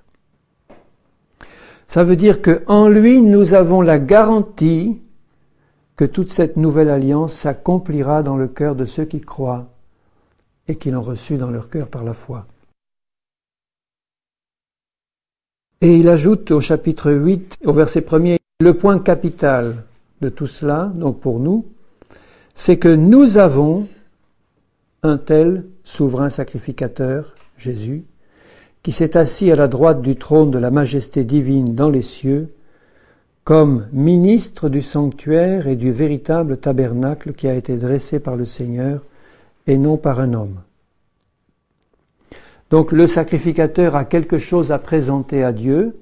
Ce que Jésus a présenté à Dieu, c'est son propre sang, puisqu'il a accompli une fois pour toutes l'expiation par son sang, et qu'il a amené ainsi la solution parfaite du péché à son Père par sa mort à la croix.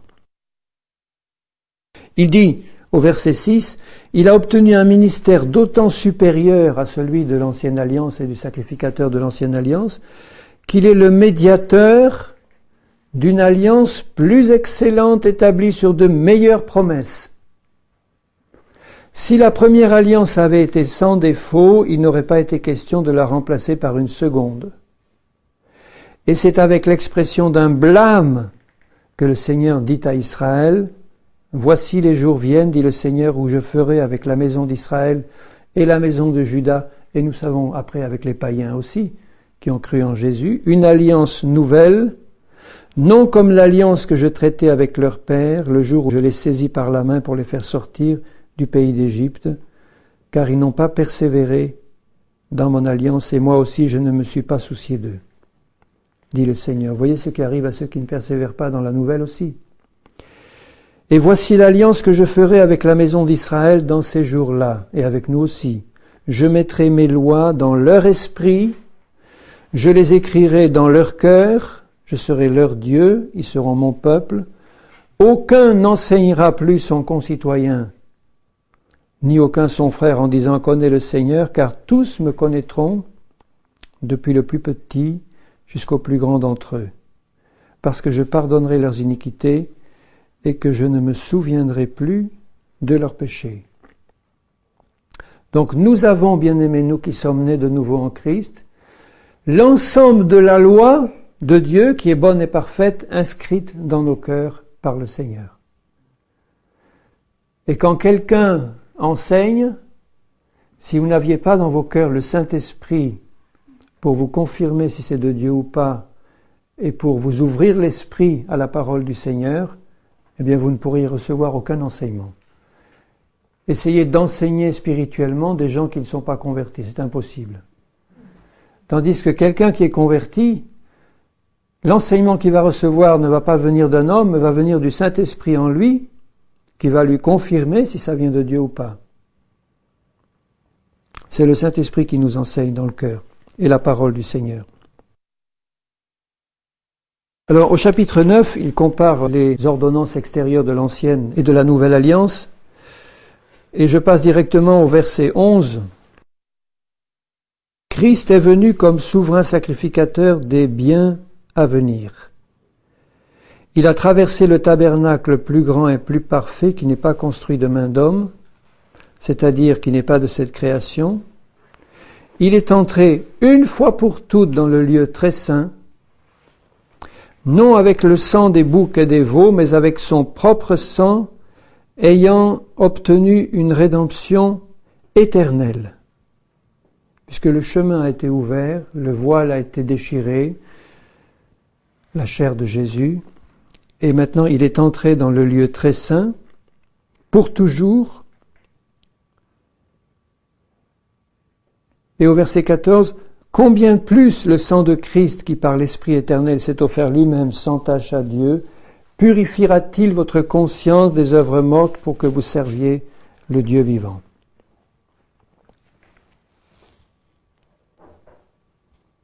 Parce que sans effusion de sang, il n'y a pas de pardon.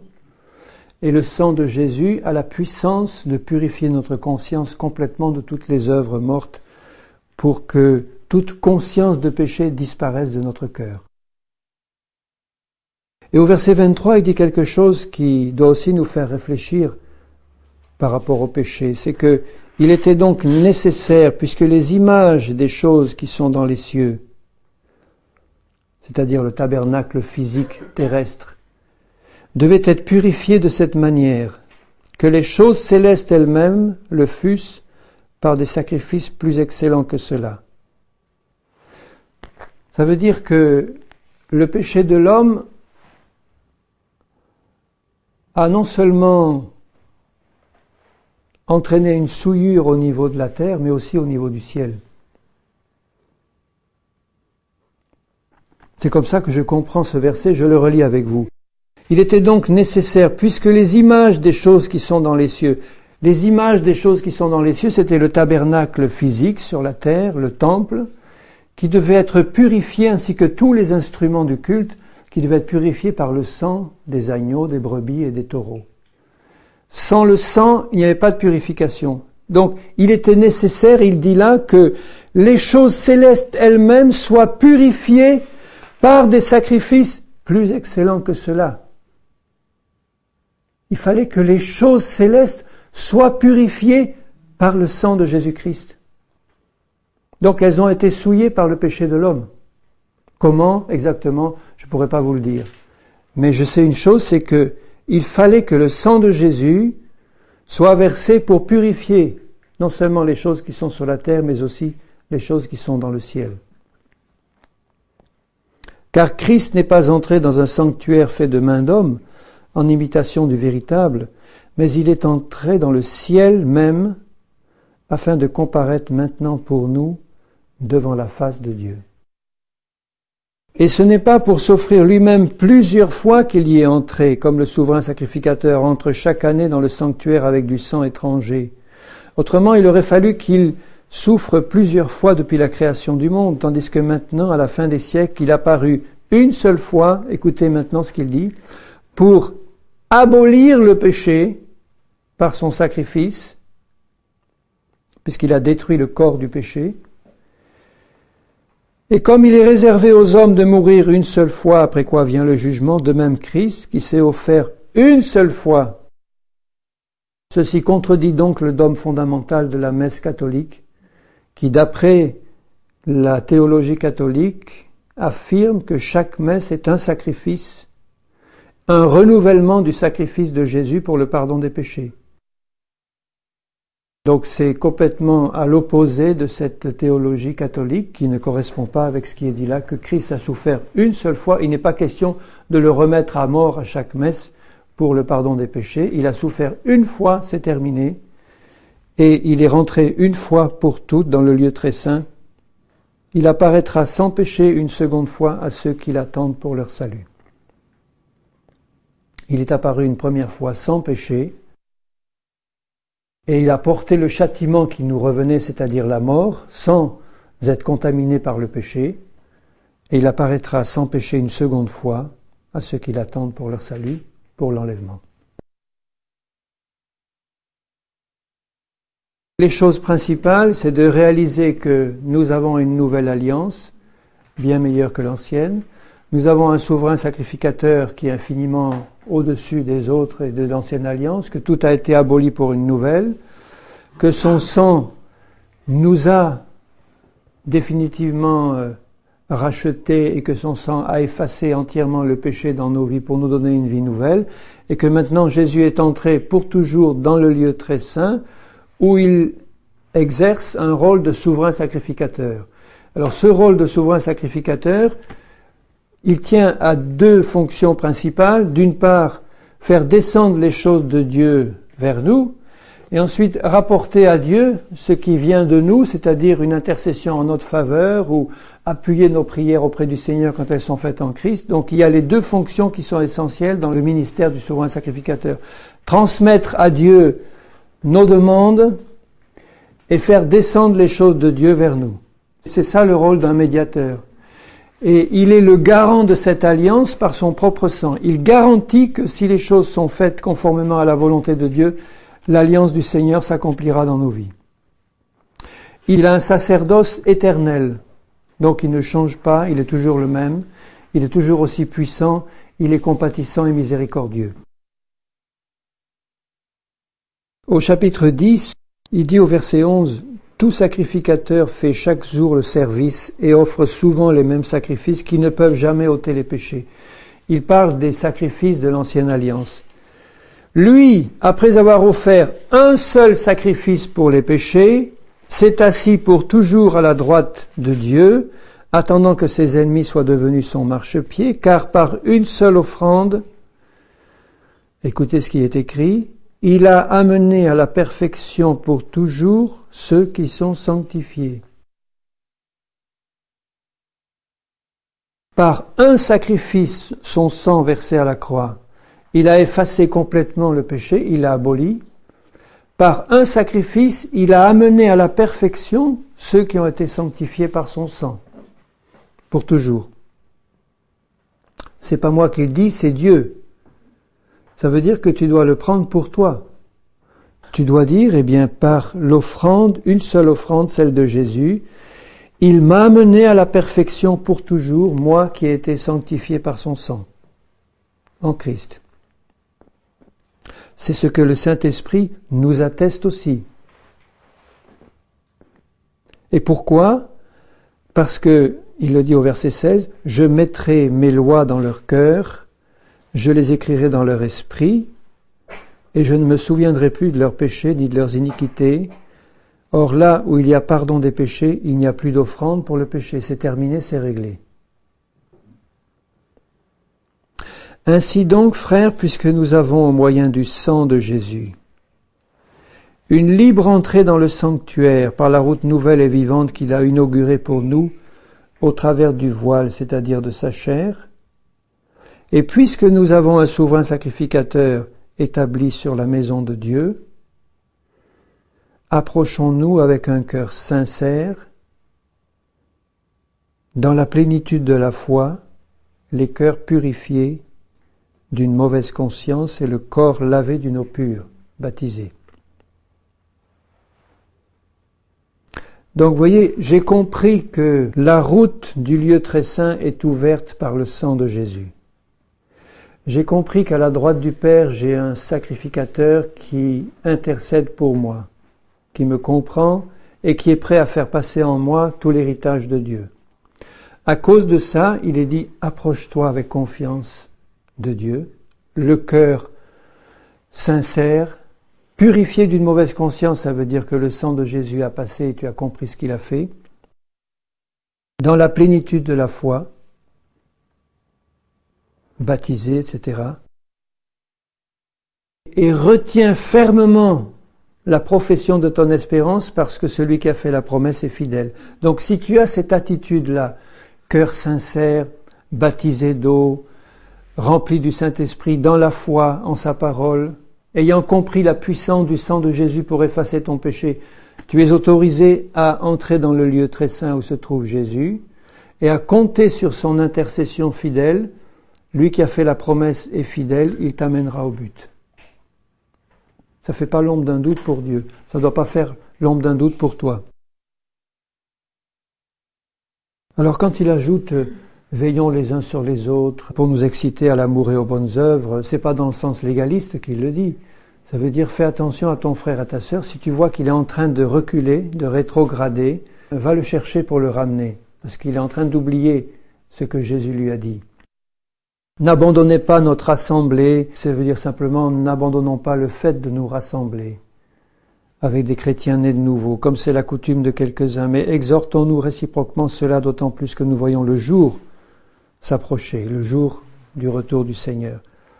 Et après vient cet avertissement terrible, si nous péchons volontairement, après avoir reçu la connaissance de la vérité, il ne reste plus de sacrifice pour les péchés, mais une attente terrible du jugement et l'ardeur d'un feu qui dévorera les rebelles. Donc il parle là, vous voyez, de ceux qui ont compris tout ce que je viens d'expliquer, qui l'ont reçu dans leur cœur, qui se sont approchés du Seigneur, qui sont rentrés dans le lieu très saint, qui ont marché avec Jésus, et puis qui peu à peu ont reculé et ont oublié ce que le Seigneur avait fait pour eux et sont retombés dans le péché, volontairement. Donc c'est un reniement du Seigneur. C'est pas quelque chose de fortuit qui est arrivé comme ça parce que ma langue a fourché puis que j'ai fait quelque chose. Non, involontairement, Seigneur, pardonne-moi, je confesse mon péché, ton sang me lave. C'est toute une vie qui peu à peu, après avoir connu les choses profondes du Seigneur, s'est écarté des choses de Dieu. Parce qu'il le dit bien là ici, celui qui a violé la loi de Moïse meurt sans miséricorde. Ceux qui étaient mis à mort dans la loi de Moïse, c'était pas ceux qui péchaient involontairement. C'était ceux qui avaient commis volontairement un péché grave tel que inceste, adultère et des choses comme ça. Ils étaient mis à mort ou lapidés. Il n'y avait pas de pardon pour eux, c'était comme ça. Certains péchés d'abomination étaient suivis de mise à mort immédiate, sans pardon. De quel pire châtiment pensez-vous que sera jugé digne celui qui aura foulé aux pieds le Fils de Dieu? Et il ne veut pas dire là celui qui aura refusé d'entendre le message de l'Évangile qui lui était annoncé. Celui-là est perdu, il sera jugé. Mais il dit là, celui qui aura tenu pour profane le sang de l'alliance par lequel il a été sanctifié. C'est clair, ça ne peut pas être un païen qui refuse le message de l'Évangile. Ça ne peut être que celui qui a été sanctifié par le sang de Jésus, qui est rentré dans les choses profondes de Dieu et du Saint-Esprit, et puis qui ensuite a outragé l'Esprit de la grâce et a tenu pour profane le sang de l'alliance. C'est-à-dire qu'il s'est engagé volontairement dans le péché pour le pratiquer et y rester. Car nous connaissons celui qui a dit « À moi la vengeance, à moi la rétribution, dit le Seigneur. Le Seigneur jugera son peuple. » Il parle bien de son peuple, là, il ne parle pas des étrangers. C'est une chose terrible que de tomber entre les mains du Dieu vivant. Il parle à son peuple. Donc pour moi, c'est un avertissement sérieux que cette puissance de la nouvelle alliance et de la sacrificature de Jésus est suffisante pour m'amener à bon port à une condition que je reste dans la foi. Et que je ne me détourne pas du Dieu vivant pour retenir à ce que j'ai vomi. Certains pourraient dire « Ah oui, mais comment le pourrait-il, une fois qu'on a connu Jésus et les profondeurs de la grâce, c'est impossible, on n'a jamais été sauvé, sinon c'est pas possible. » Ceux qui enseignent que là, le salut ne peut pas se perdre. N'oubliez pas qu'on est sauvé en espérance, on est sauvé maintenant en réalité et en totalité, mais tant qu'on est sur cette terre, dans ce corps de péché, il y a une possibilité de passer à côté. Si on ne reste pas fidèle au Seigneur et dans l'obéissance, dans sa grâce à lui.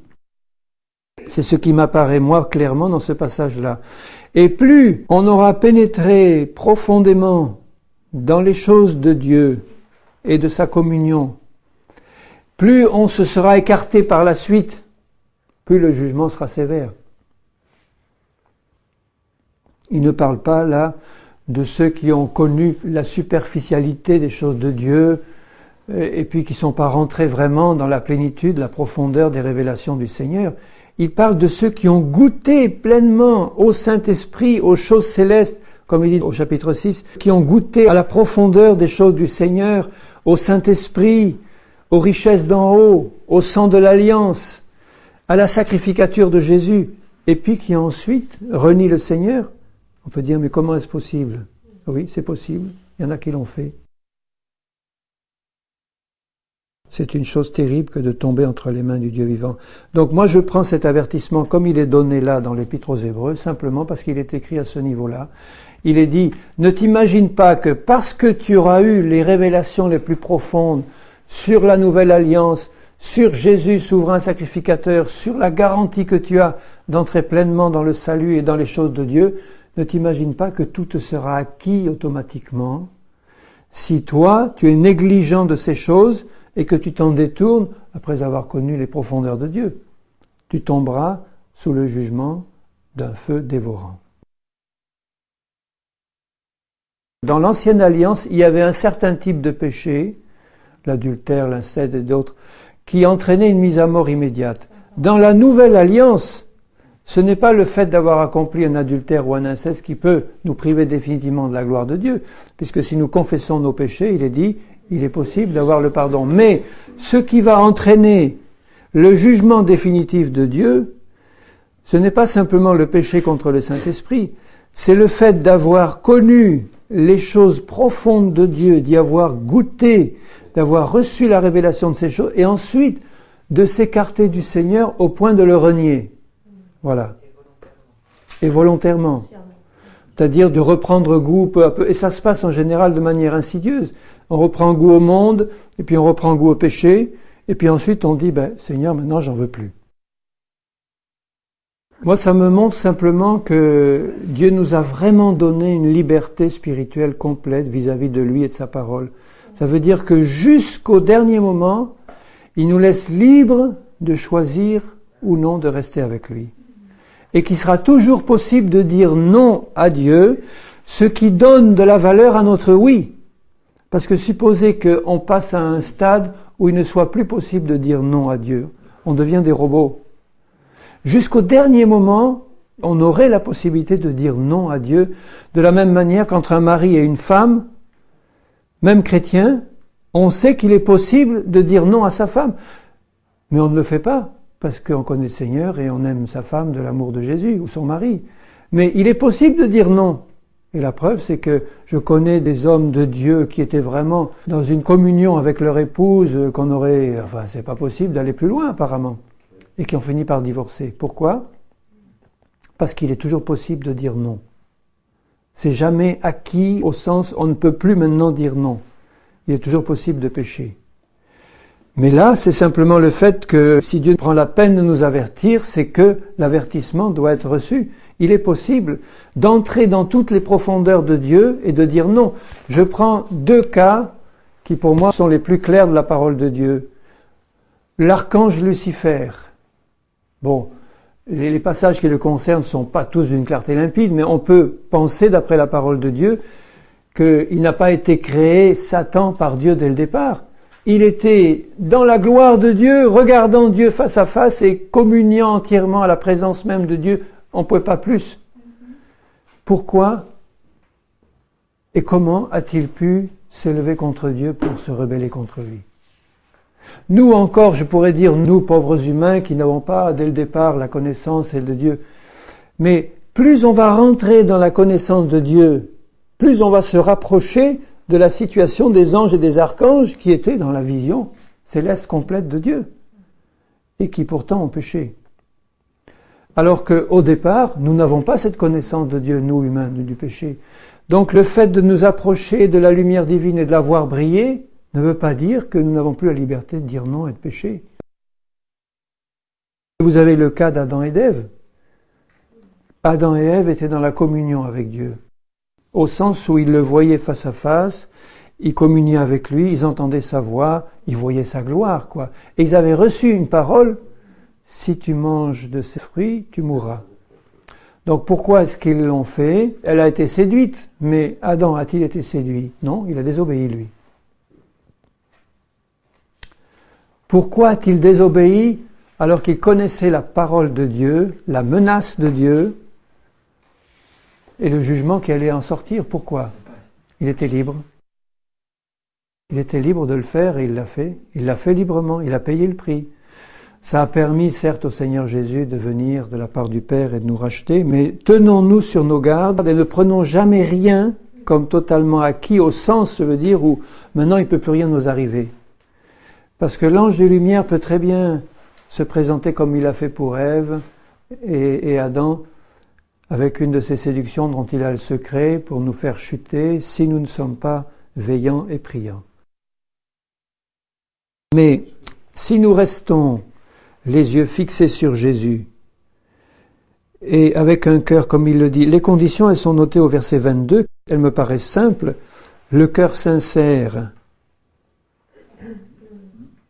la plénitude de la foi, c'est-à-dire la primauté de la parole, c'est ça que ça veut dire pour moi, la plénitude de la foi. La primauté de la parole en tout. Les cœurs purifiés d'une mauvaise conscience, la révélation du sang de Jésus et de mon état de pécheur lavé dans le sang de Jésus, et le corps lavé d'une eau pure, c'est-à-dire je suis passé par la mort et la résurrection de Jésus. Si je reste dans ces conditions-là, le travail du Saint-Esprit va se faire. Je vais compter sur la grâce de Dieu en permanence et sur la sacrificature de Jésus, jusqu'au dernier moment. Quand il dit « retenons fermement la profession de notre espérance », je rapproche cela du verset 35 où il dit « n'abandonnez donc pas votre assurance ». Il va expliquer au chapitre 11 ce qu'il veut dire par là. Votre assurance, c'est-à-dire la foi, puisque finalement notre pleine entrée dans les promesses du Seigneur, le rôle actuel de Jésus comme souverain sacrificateur, c'est-à-dire ce qui nous transmet les choses de Dieu et qui transmet à Dieu ce qui nous est personnel. Tout est fondé finalement sur la foi. Toutes les promesses du Seigneur sont reçues par la foi, que ce soit le salut, la guérison, la délivrance, l'héritage céleste. Tout est reçu par la foi et c'est pour ça qu'il dit « n'abandonnez pas une pleine assurance de votre espérance » à laquelle est attachée une grande rémunération, c'est-à-dire tout l'héritage céleste, car vous avez besoin de persévérance, afin qu'après avoir accompli la volonté de Dieu, vous obteniez ce qui vous est promis.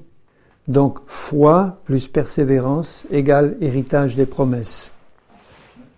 Le juste vivra par la foi, mais s'il se retire, il parle du juste, il ne parle pas du pécheur, si le juste se retire, donc il peut se retirer, mon âme ne prend pas plaisir en lui. Nous ne sommes pas de ceux qui se retirent pour se perdre. Donc il parle du juste qui se retire pour se perdre. On est loin du salut automatique et éternel, au sens impossible de le perdre. Mais de ceux qui ont la foi pour sauver leur âme. Et celui qui a la foi et la ferme assurance dans son salut, il ne le perd pas. Il le garde. Tout cet héritage là-haut ne peut devenir concret dans ta vie que s'il est reçu dans la foi, puisque la foi va produire les œuvres. Donc il y a tout un travail de renouvellement des pensées pour que la parole de Dieu y entre, pour que le Seigneur révèle ce qui est charnel, ce qui est spirituel. Tu vas comprendre que l'œuvre de Christ a été accomplie à la croix, tout a été accompli à la croix, et à partir de là, ta foi va grandir, tu vas de plus en plus t'attacher par la foi à ce que Dieu dit que tu es en Christ, et non pas ce que tu regardes actuellement dans ta vie. Dans ta vie, tu vois encore des choses qui ne sont pas parfaites, qui ne sont pas justes. Eh bien, tu dis, Seigneur, ces choses-là doivent disparaître pour que la nature de Jésus se mette. Mais je comprends déjà qu'en Christ, tu m'as donné la perfection. Maintenant, comme Paul dit, nous qui sommes parfaits, tendons vers la perfection. Ça a l'air de se contredire. Non, nous qui sommes parfaits en Christ, eh bien, Par la foi, je vais recevoir une révélation de ce que je suis, je vais le prendre pour moi, et puisque je crois, ça va produire des œuvres, et je vais être transformé. Il est dit que la foi sans les œuvres est morte. Mais si la foi est vivante, elle va produire des œuvres. Si tu as vraiment la foi que tu es parfaite en Christ, tu vas être parfaite dans la vie pratique. C'est comme ça que ça se fait. C'est pas en essayant de comprendre où sont mes défauts puis en essayant de changer. Non, c'est en comprenant que je suis déjà parfait en Christ et je le crois, ça va produire des œuvres. Puisque je suis parfait, j'agis comme un homme parfait. Moi, j'entends souvent des chrétiens dire « Oh Seigneur, je suis un pauvre pécheur misérable, mais j'ai ta grâce, Seigneur. » Je dis « Non, mais il n'a pas encore compris une chose. Bien sûr que nous sommes de pauvres pécheurs misérables, mais en Christ, nous ne sommes plus de pauvres pécheurs misérables. La nature de péché a été détruite. Donc, je dois peu à peu me sortir de cet état-là et dire « Seigneur, tu me dis qu'en toi, je suis parfait, en toi, je suis sanctifié pour toujours, je suis amené pour toujours à la perfection. » Eh bien, Seigneur, c'est ma foi dans cette vérité qui va entraîner les œuvres correspondantes. C'est que comme ça que ça peut marcher. Et c'est pour ça qu'après, ça introduit bien d'ailleurs le chapitre 11, tout ce chapitre sur la foi montre bien que tout l'héritage de Christ, parce que j'ai les yeux fixés sur le souverain sacrificateur qui est là et qui m'aide, il va m'aider d'une manière essentielle en me donnant la foi. Et il m'explique ce que c'est que la foi. Il me dit, la foi est une totale certitude des choses qu'on espère. J'espère être parfait, Seigneur. Bon, eh bien, j'ai une totale certitude que je suis déjà en toi. Totale certitude sans douter. Si c'est vraiment la foi de Dieu, ça produit les œuvres correspondantes. La ferme assurance, c'est pas l'ombre d'un doute. Par une seule offrande, il a amené à la perfection pour toujours ceux qui sont sanctifiés. Tu te rends compte le renouvellement des pensées, que cette pensée de Dieu remplisse mon cœur au point qu'elle produise les œuvres correspondantes? Il faut que je le croie, ça, il l'a dit, je le crois. Je me considère plus comme un pauvre pécheur misérable, incapable de faire quoi que ce soit. Bien sûr, en moi, dans ma nature, il n'y a rien de bon, c'est réglé, c'est mort en Christ, il n'y a rien de bon. Tout ce que j'ai est reçu d'en haut comme un don immérité, mais je le reçois par la foi. Donc je vais me considérer, Seigneur, par ta grâce, comme un frère de Jésus, amené à la perfection par le sacrifice de Jésus, rendu parfait pour toujours par le sacrifice de Jésus, sanctifié pour toujours par son sang précieux, c'est pour moi, Seigneur. Et à mesure que je le dis simplement et que je sens le Saint-Esprit le confirmer dans mon cœur, je dis, mais Seigneur, cette grâce-là, mais c'est un cadeau royal. Je ne peux pas mériter ça, impossible. Mais dans la mesure où tu me le révèles, je le prends pour moi et il n'y a aucun orgueil à l'affirmer. Mais à l'affirmer par la foi. Parce que si je l'affirme par la bouche et puis que dans ma vie, il n'y a rien qui suit, bon, c'est de la présomption. Mais quand j'ai reçu ça vraiment par la foi, que je l'ai intégré par la foi dans toutes les cellules de mon être, le Saint-Esprit va me conduire dans les œuvres de Jésus. C'est pour ça que je dois avoir les yeux rivés sur lui seul, les yeux fixés sur lui seul, et sur sa parole, bien sûr. Il est le chef et le consommateur de la foi. Cette foi qui est si importante pour moi, pour que je puisse obtenir tout ce qui m'est promis, et notamment que je puisse comprendre ce que je suis en Christ, c'est m'est donné par la révélation du Seigneur, de sa parole, et par la foi. Et c'est lui, Jésus, qui est le chef, c'est-à-dire celui qui l'a créé, et le consommateur, c'est celui qui l'amène à la perfection. C'est Jésus qui me donne la foi, c'est Jésus qui l'amène à la perfection. C'est encore un de ses rôles de souverain sacrificateur. Il sait très bien que je ne peux entrer dans ses œuvres que par la foi, et il me donnera la foi si je garde les yeux fixés sur lui et sur sa parole. Qui, en vue de la joie qui lui était réservée, a souffert la croix, méprisé l'ignominie, s'est assis à la droite de Dieu.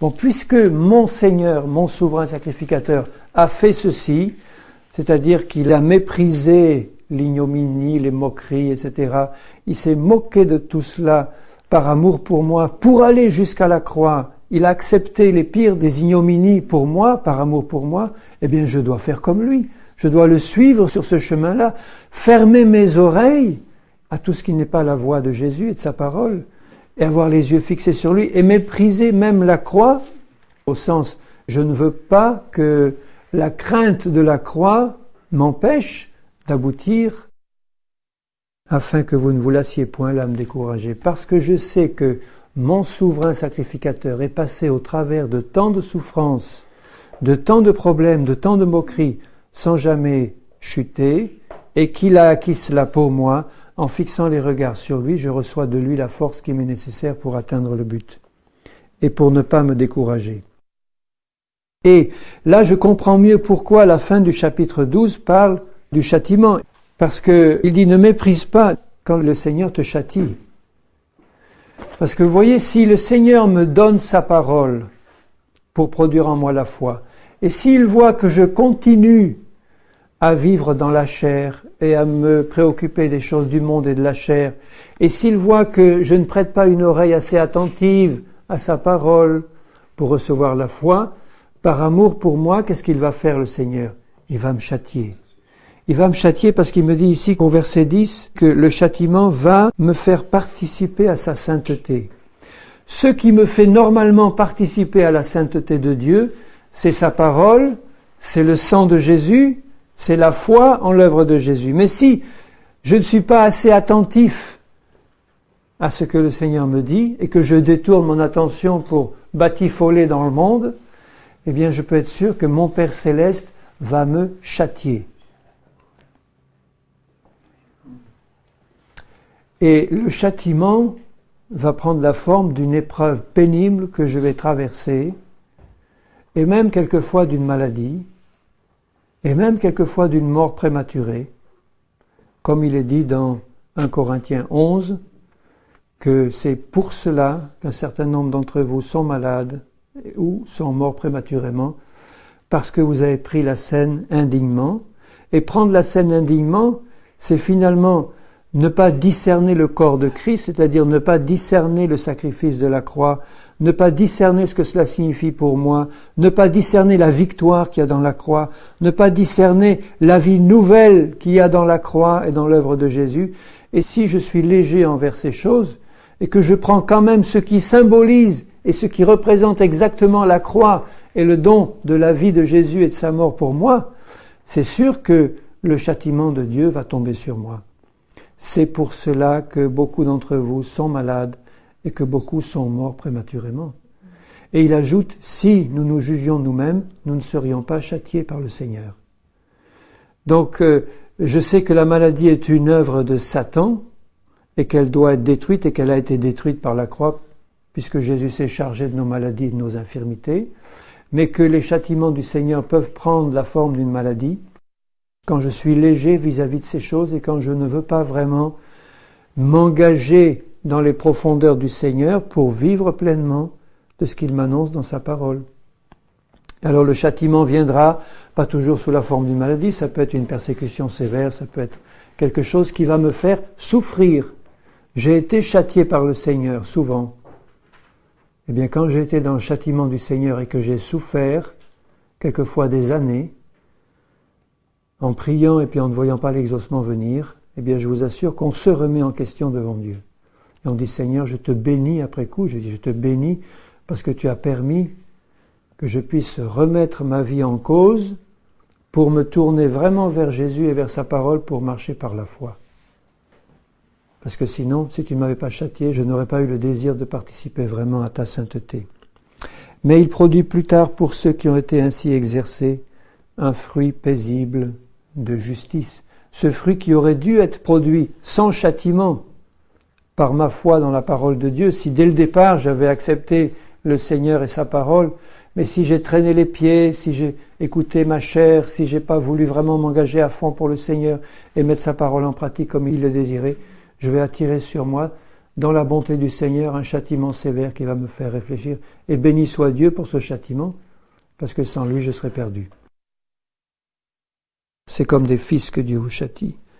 C'est pour ça qu'il dit au verset 25, « Gardez-vous de refuser d'entendre celui qui parle, car si ceux-là n'ont pas échappé qui refusèrent d'entendre celui qui publiait des paroles sur la terre, combien moins échapperons-nous si nous nous détournons de celui qui parle du haut des cieux, lui dont la voix alors ébranla la terre et qui maintenant a fait cette promesse une fois encore, j'ébranlerai non seulement la terre mais aussi le ciel. » C'est ce que je vous disais l'autre dimanche. Dieu est en train d'ébranler toutes choses pour pouvoir secouer en nous tout ce qui est charnel, faire tomber tous les fruits qui ne sont pas du Saint-Esprit, pour que nous puissions produire vraiment quelque chose qui s'appuie sur ce qui est inébranlable, c'est-à-dire sa parole éternelle et l'œuvre de Jésus. Et au chapitre 13, il donne quelques conseils finaux, mais qui en fait n'ont de valeur que s'ils sont replacés dans le contexte de l'ensemble de l'épître. Ce ne sont pas des conseils qui arrivent comme des cheveux sur la soupe. Souvenez-vous des prisonniers, que le mariage soit honoré de tous, le lit conjugal, etc. Ne vous livrez pas l'amour de l'argent. Ce sont simplement des conseils pratiques qui résultent de notre compréhension de tout ce qui vient d'être dit précédemment. Et que si nos yeux normalement sont fixés sur Jésus et sur son œuvre, eh bien le Saint-Esprit en nous va nous conduire normalement à appliquer ces choses par la loi de son Esprit qui habite en nous. Je lirai juste 2 versets pour terminer. Au verset 12, c'est pour cela, puisque les corps étaient brûlés en dehors de la ville, que Jésus aussi, afin de sanctifier le peuple par son propre sang, a souffert hors de la porte. Sortons donc pour aller à lui, hors du camp, en portant son opprobre. Sortez du milieu d'eux, mon peuple, sortez de tout ce qui est impur, et je vous accueillerai. Vous serez mes enfants, et je serai votre Dieu. Et il dit un peu plus loin, au verset 20, que le Dieu de paix qui a ramené d'entre les morts le grand pasteur des brebis, par le sang d'une alliance éternelle, quand Jésus donne le vin à ses disciples, il leur dit, ceci est mon sang, le sang de la nouvelle alliance.